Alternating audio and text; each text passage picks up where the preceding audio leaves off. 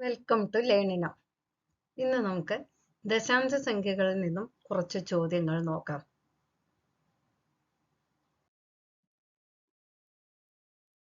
ഒന്നാമത്തെ ചോദ്യം, 13/10 തുല്യമായ ദശാംശ സംഖ്യ താഴെ കൊടുത്തിരിക്കുന്നവയിൽ ഏത്? 13/10 എന്ന് പറയുമ്പോൾ ഛേദം 10 ആണ്. 10 കൊണ്ട് ഹരിക്കുമ്പോൾ അംശത്തിലെ വലതുഭാഗത്തു നിന്നും ഒരക്കം മാറ്റി ദശാംശം വിട്ടാൽ മതി. അപ്പോൾ ഇവിടെ 13 വലതുഭാഗത്തു നിന്ന് 3ന്റെ ഇടതുഭാഗത്ത് ഒരു പോയിന്റ് ഇട്ട് കഴിഞ്ഞാൽ 1.3 എന്നാവും. 10 കൊണ്ട് ഹരിക്കുമ്പോൾ വലതുഭാഗത്തു നിന്ന് ഒരു പോയിന്റ് ഇടതുഭാഗത്തേക്ക് ഇടുക. 100 ആണെങ്കിൽ വലതുഭാഗത്തു നിന്നും 2 അക്കം മാറ്റി ദശാംശം ഇടുക. 1000 ആണെങ്കിൽ 3 അക്കം മാറ്റി ദശാംശം ഇടുക. അങ്ങനെയാണ് ദശാംശം കണ്ടുപിടിക്കുന്നത്. അപ്പോൾ ഇതിലെ 1.3 എന്ന് പറയുന്നത് ഓപ്ഷൻ സി ആണ്. അടുത്ത ചോദ്യം, 0.427 എന്ന ദശാംശ സംഖ്യയുടെ ഭിന്നരൂപം താഴെ കൊടുത്തിരിക്കുന്നവയിൽ ഏത്? ഇവിടെ 0 കഴിഞ്ഞ് പോയിന്റ് കഴിഞ്ഞ് 3 അക്കങ്ങളുണ്ട്. അപ്പോൾ പോയിന്റ് കഴിഞ്ഞ് 3 അക്കങ്ങളുണ്ടെങ്കിൽ ഛേദം 1000 എന്നാണ് എഴുതേണ്ടത്. ഇവിടെ 427/1000. ഇതിലെ ഓപ്ഷൻ ഡി ആണ് ശരിയായ ഉത്തരം.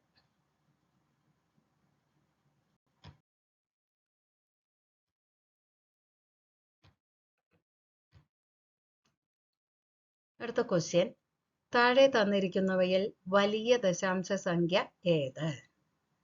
2.004, 2.07, 2.03, 2.1.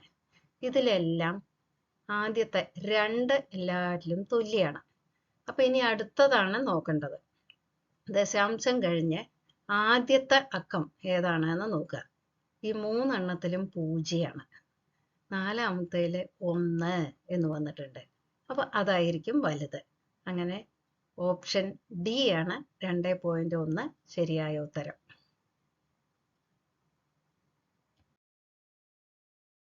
അടുത്ത ക്വസ്റ്റ്യൻ, 0.555 പ്ലസ് 0.666 സമം ഡാഷ്. ഇത് നമുക്ക് കൂട്ടാൻ ഇവിടെ ക്രമത്തിൽ താഴെ എഴുതുക. സാധാരണ സംഖ്യകൾ കൂട്ടുന്ന പോലെ തന്നെ കൂട്ടുക. അപ്പോൾ 1.221 എന്ന് കിട്ടും. ഇതിലെ ഓപ്ഷൻ സി ആണ് ശരിയായ ഉത്തരം. അടുത്ത ക്വസ്റ്റ്യൻ, 32.26 മൈനസ് 5.21. നമ്മൾ കൂട്ടുന്നത് പോലെ തന്നെ ഇവിടെ താഴെ ക്രമത്തിൽ നമ്മൾ എഴുതുന്നു. കുറയ്ക്കുന്നു. 6 കുറച്ചു 5, 2 കുറച്ചു 0, 2 ഇവിടെ 1 എടുത്തു, 12 5 കുറച്ചു 7, ഇവിടെ 2, 27.05. അപ്പോൾ ഇതിലെ ഓപ്ഷൻ എ ആണ് ശരിയായ ഉത്തരം. അടുത്ത ക്വസ്റ്റ്യൻ, 3.5 × 7.8. ഇപ്പൊ ഇവിടെ ദശാംശം ഒഴിവാക്കിയിട്ട് ഗുണിക്കാം. 35 × 78 2730 എന്ന് കിട്ടും. ഇനി ഓരോ സംഖ്യയിലും ദശാംശം കഴിഞ്ഞ് എത്ര അക്കങ്ങൾ ഉണ്ടെന്ന് നോക്കാം. 3.5-ല് 1, 7.8-ലും 1. അപ്പോൾ 1 1 2. ഗുണനഫലത്തിൽ ദശാംശം കഴിഞ്ഞ് 2 സംഖ്യകൾ വേണം. അപ്പോൾ വലതുഭാഗത്തു നിന്നും 2 അക്കം മാറ്റി ദശാംശം വിടുന്നു. അപ്പോൾ 27.30 ആണ് ഇതിന്റെ ആൻസർ. ഇവിടെ ഓപ്ഷൻ സി ആണ് ശരിയായ ഉത്തരം.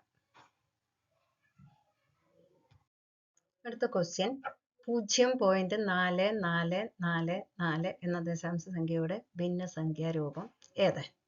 ഇവിടെ ദശാംശത്തിന് മുമ്പ് 0-ഉം ദശാംശത്തിന് ശേഷം ഒരേ സംഖ്യ ആവർത്തിച്ചു വരികയും ചെയ്യുകയാണെങ്കിൽ ആ സംഖ്യ അംശമായും 9 ഛേദമായും എഴുതിയാൽ മതി.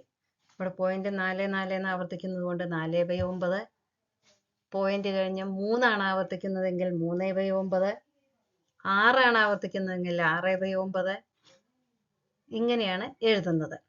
അപ്പൊ ഇവിടെ 0.444 എന്നാണ്. അപ്പൊ 4 ആവർത്തിക്കുന്നത് കൊണ്ട് 4/9. അപ്പൊ ഇതിലെ ഓപ്ഷൻ ഡി ആണ് ശരിയായ ഉത്തരം. Correct answer. അടുത്ത ചോദ്യം 0.3333 ഇൻറ്റു 0.6666. നേരത്തെ പറഞ്ഞ പോലെ തന്നെ 0.33 എന്ന് ആവർത്തിക്കുമ്പോൾ അതിനെ 3/9 എന്ന് എഴുതാം. അതുപോലെ 0.6 ആവുമ്പോൾ 6/9 എന്ന് എഴുതാം. അപ്പൊ ഈ സംഖ്യ ഗുണിക്കുന്നതിന് 3/9 ഇൻറ്റു 6/9 കണ്ടാൽ മതി. അതായത് 18/81 സമം ചെറുതാക്കി കഴിഞ്ഞാൽ 2/9 എന്ന് കിട്ടും. ഇതിലെ ആൻസർ സി ആണ് ശരിയായ ഉത്തരം.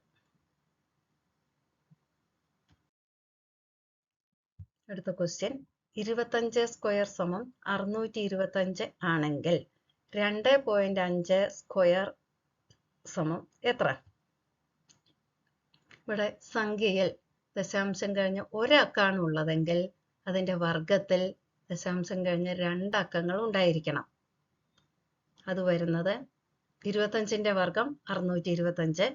അതിൽ പോയിന്റ് കഴിഞ്ഞ് 2 അക്കങ്ങൾ വരണം. അപ്പൊ 6.25 ആണ് ശരിയായ ഉത്തരം.